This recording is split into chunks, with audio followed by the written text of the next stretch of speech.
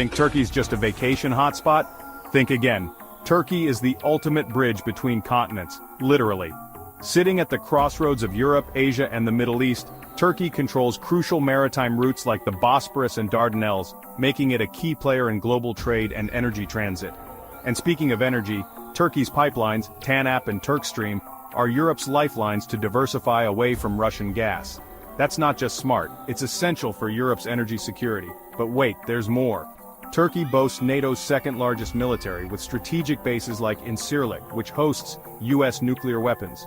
It's a cornerstone for European defense, especially in the volatile Black Sea region. When it comes to trade, Turkey and the EU are BFFs. The EU is Turkey's largest trading partner and they share a customs union.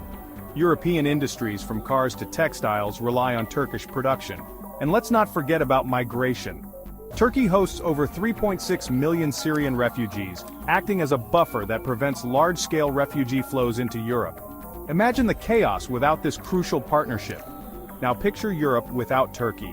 Geopolitical influence dwindles, energy vulnerabilities spike, NATO weakens, and refugee pressures rise.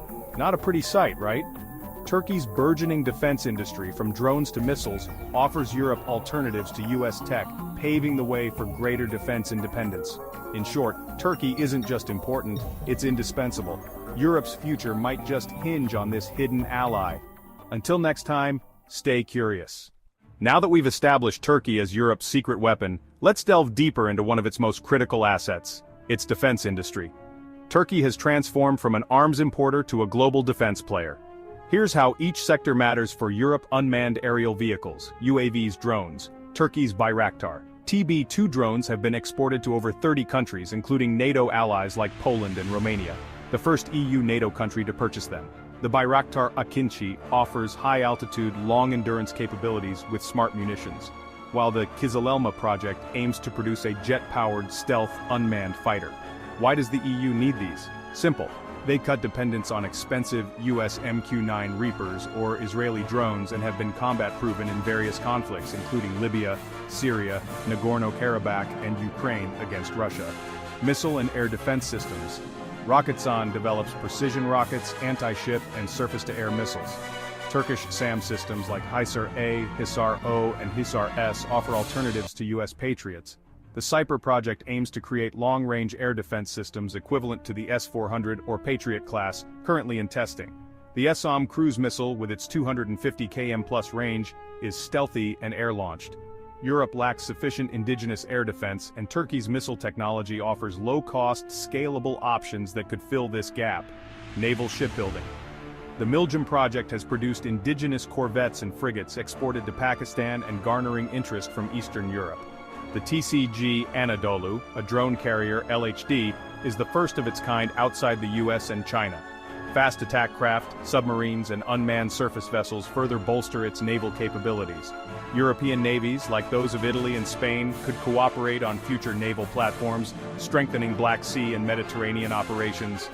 Armored vehicles and ground systems companies like FNSS, Otokar, and BMC produce wheeled and tracked armored vehicles and MRAPs. The Altay main battle tank is a domestic tank program ready for production, and the T-155 Fırtına howitzer is an artillery system with export potential. These assets complement European land forces and offer cheaper alternatives to German or US vehicles. Electronic warfare and radar. Aselsan provides advanced radar systems, C4 ISR, and jamming capabilities, including AESA radars for drones and fighter jets. This offers European nations sovereign electronic warfare capabilities, reducing reliance on US technology. Fighter jet and aerospace. The Cayenne, TFX, is a 5th generation fighter prototype revealed in 2023, aiming for service by 2028. Turkey is also active in satellite and space projects like the Göktürk satellites and its space program. This opens doors for potential partnerships in future combat air systems and aerospace cooperation beyond just defense. EU-Turkey defense collaboration opportunities. In drones, Poland and Romania are already buying Turkish systems. Naval projects like Miljum have attracted interest from Ukraine and Pakistan.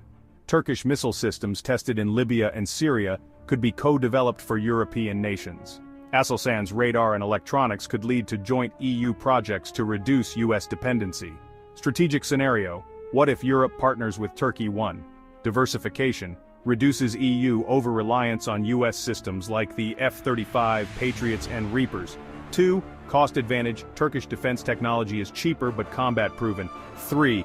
Regional power projection, EU and Turkey together can dominate the Eastern Mediterranean, Balkans and Black Sea.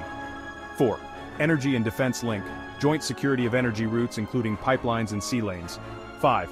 EU defense autonomy boost, complements France's push for European defense independence. The risk, if Europe ignores Turkey.